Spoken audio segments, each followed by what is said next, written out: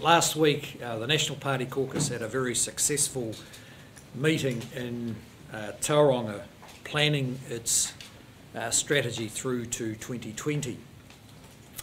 Over the summer, I've been reflecting on what part I would play in that strategy. After careful consideration and talking things over with my family, I've decided that now is the right time for me to step aside and from the leadership of the National Party and embark on new personal and professional challenges.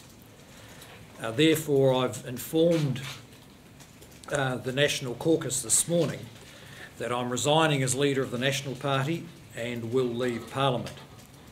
My resignation will take effect on Tuesday, February the 27th, and I intend to deliver a valedictory speech on Thursday the 1st of March.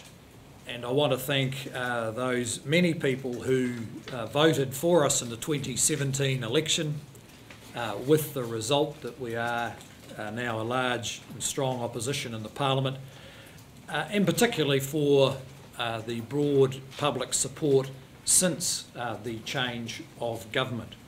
Have you heard that?